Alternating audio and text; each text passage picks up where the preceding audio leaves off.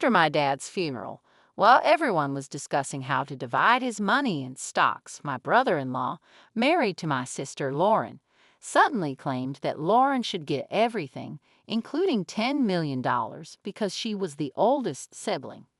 They were happy about this, but the lawyer told them they couldn't decide that on their own.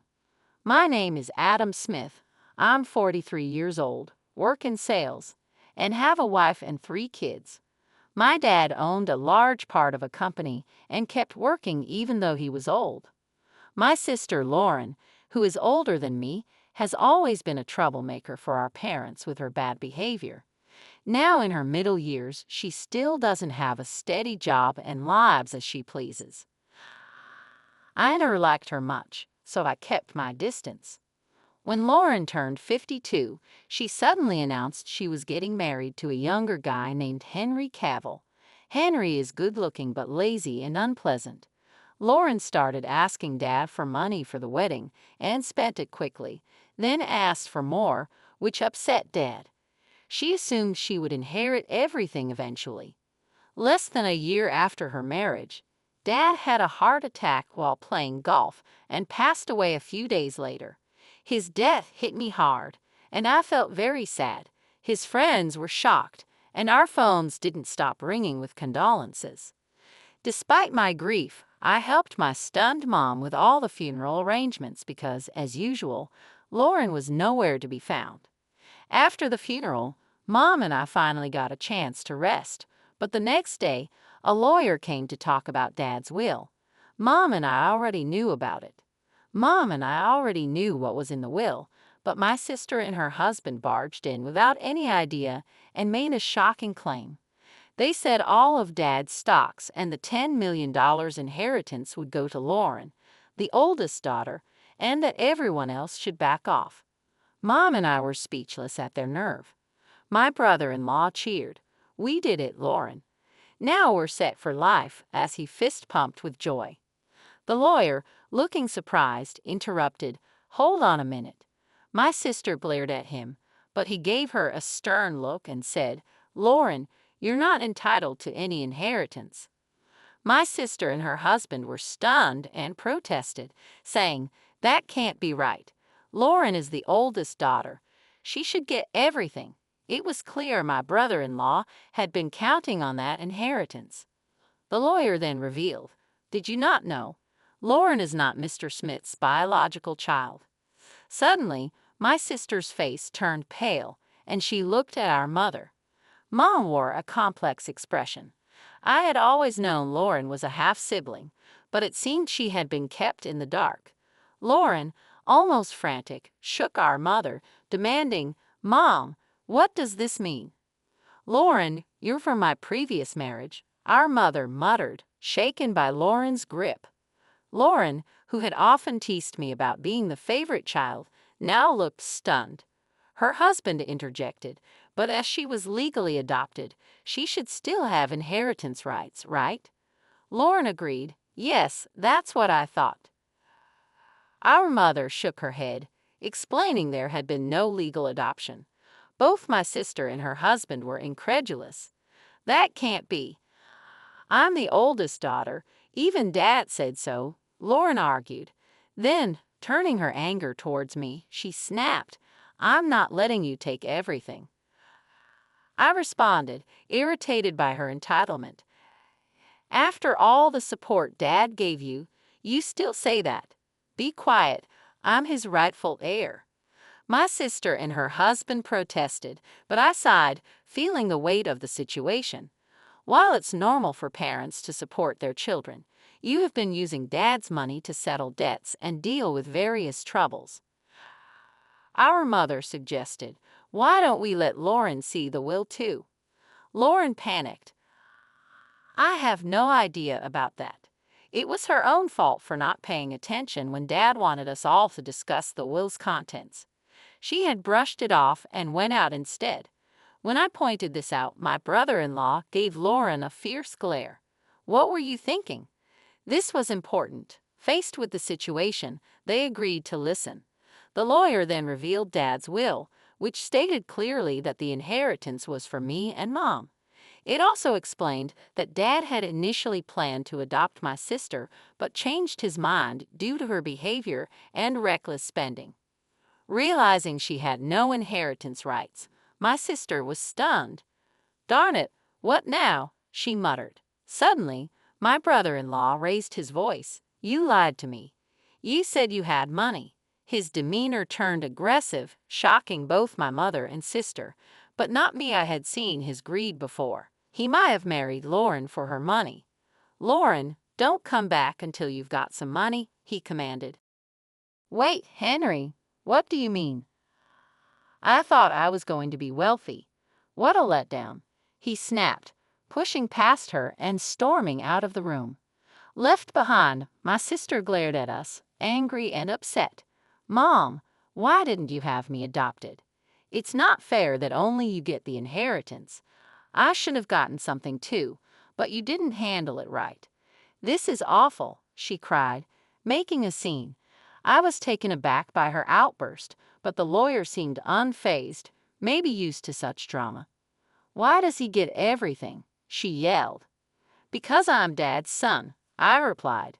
Her eyes filled with anger as she lunged at me, shouting, "It would have been better if you were never born." I thought to myself that even if I hadn't existed, Dad would likely have made the same decision given her character. Before I could say anything, the lawyer calmly intervened.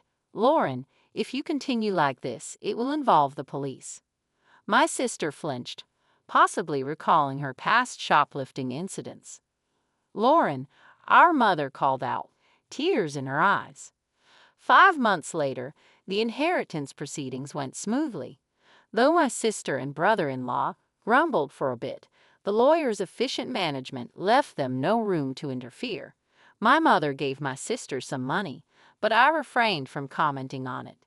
What bothered me most was their sudden disappearance with the funds, displaying their blatant gold-digging behavior. This left a sour taste in the mouths of our relatives who knew the situation. Took my mother, wife, and daughter out for a meal. Thanks to my wife's suggestion, my mother, who had been somewhat withdrawn since Dad's passing, seemed more cheerful around her adorable granddaughter. "Hey, Mom, why don't you come live with us?" I proposed. "But you know, Lauren might drop by sometimes. She only shows up when she needs money, right? Don't be too accommodating with her." My mother hesitated. Understandable, since Lauren is her biological daughter. Plus, if our family moved into the family home, Lauren might cause trouble again. Respecting her concerns, I asked her to think it over as I drove towards the family home to drop her off. As we pulled up, we noticed lights on in the supposedly empty house. It wasn't time for the helper to be there, so maybe my sister had returned. With that in mind, I parked the car in the garage. "Let's pop in for a quick coffee," I suggested. As we stepped out of the car and headed towards the entrance, a car suddenly swerved towards us, narrowly missing us. Reacting to my daughter's cry, I instinctively shielded my wife. Ouch! Thankfully, the car only grazed me, but I was thrown into a nearby flower bed, taking a hard knock. The car came to a halt after hitting the garage entrance. "Are you all right, honey?" My wife and daughter rushed over to help me up while my mother stood trembling at the entrance, understandably shaken. Panic ensued. I was rushed to the hospital by ambulance and had to stay overnight. Later, I learned that the driver was Henry Cavill, my brother-in-law. He claimed to the police that he mistook the accelerator for the brake, but I doubted his explanation. When my mother and sister visited me in the hospital, my sister looked at me coldly and remarked, "You're surprisingly resilient, aren't you?" I couldn't help but think that if I had been seriously injured, my mother would have inherited everything. "Too bad for you," I said with a smirk. My sister visibly tensed. "You were counting on it, weren't you?" I noticed her discomfort as she looked away. "Well, Mom told me she plans to waive her inheritance for me, so causing such an accident was pointless."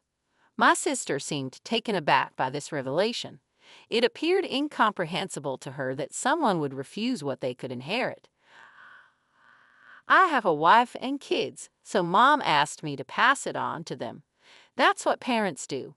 But my sister stuttered. Even made a will early on, following Dad's example.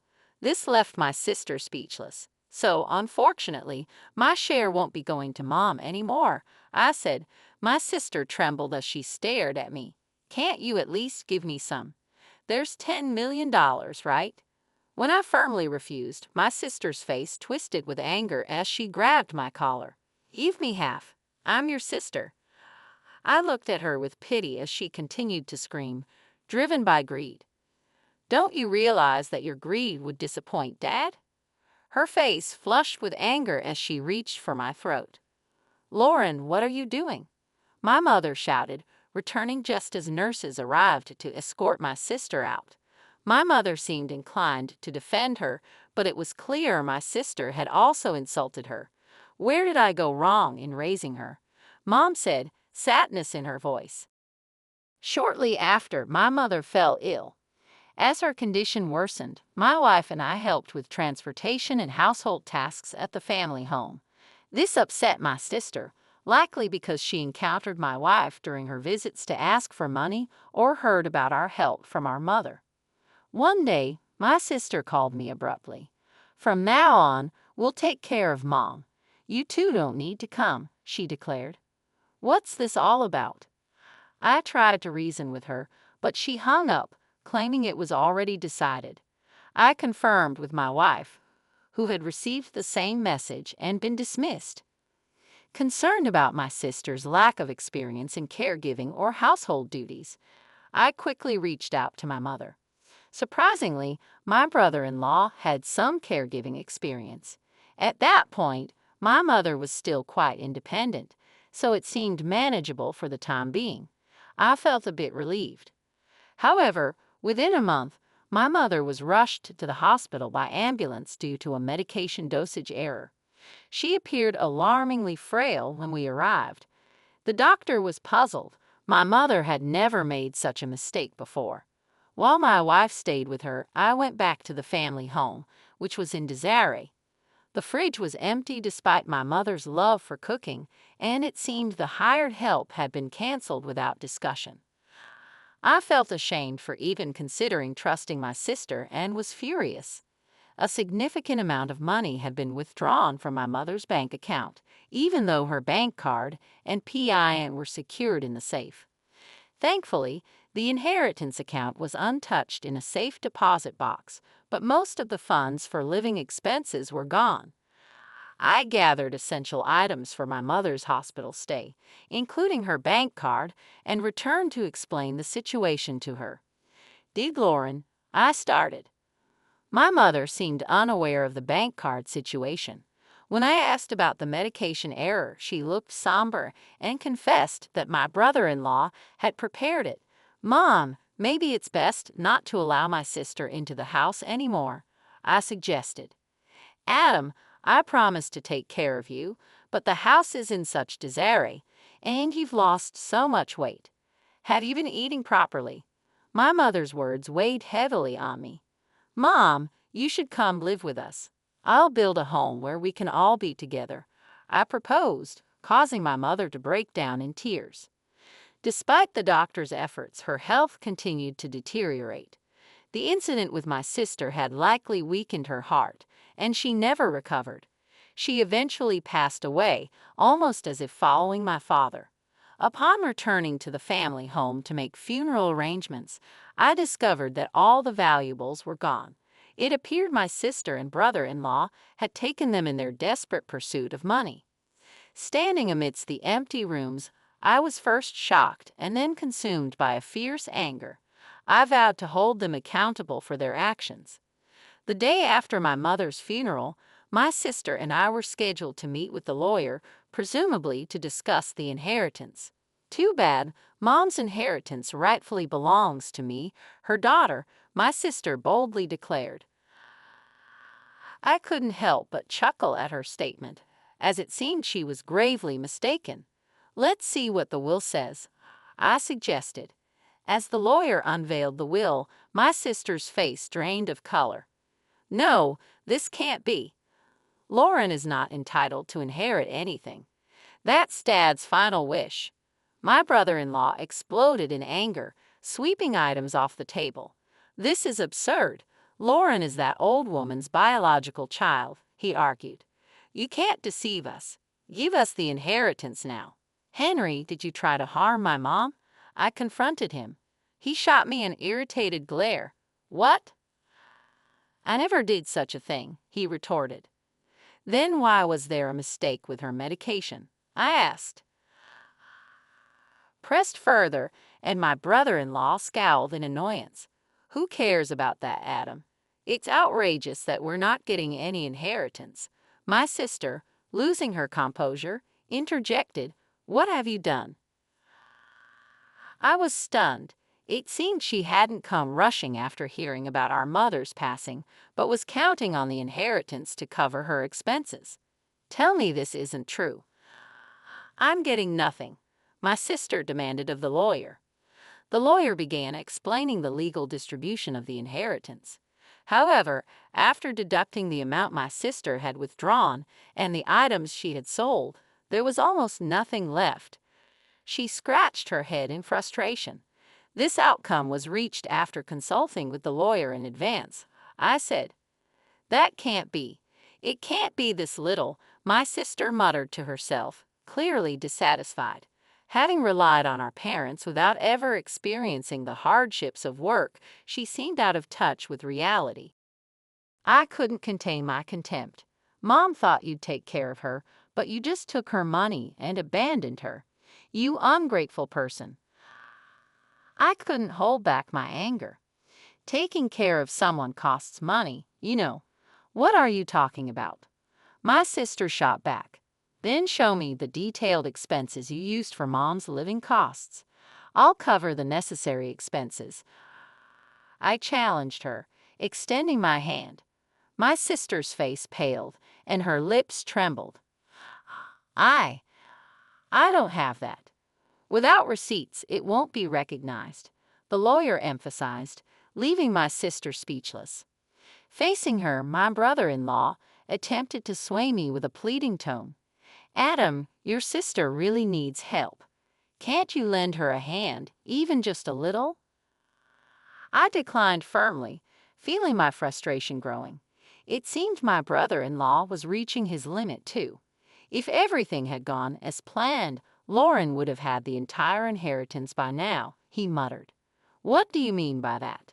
I questioned, but before I could delve deeper, my brother-in-law let slip, because of this guy, nothing ever goes smoothly. I was supposed to get a new car, but all I got was barely enough for repairs.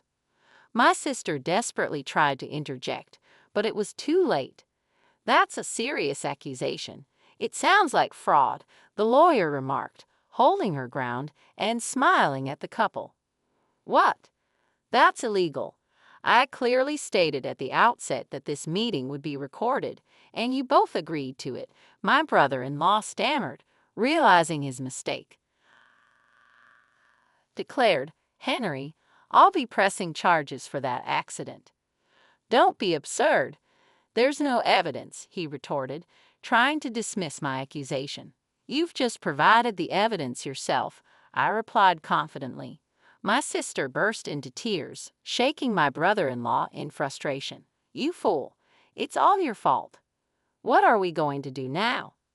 Eventually, my brother-in-law faced criminal charges. His previous offenses also came to light, leading to his arrest by the police. My sister, implicated as an accomplice, received a lesser sentence. Unable to afford her rent, she sought help from relatives, but everyone turned her away. Her desperation grew, and she found herself isolated and struggling. I continued to work diligently without relying on any inheritance. My job in sales provided a stable income, and I took pride in supporting my family through my own efforts. Despite the tumultuous events, I found solace in the dividends from Dad's stocks, which provided a small but consistent source of additional income. My mother's passing had been a heavy blow, but I focused on building a strong, loving home for my wife and children. We moved forward together, finding strength in each other.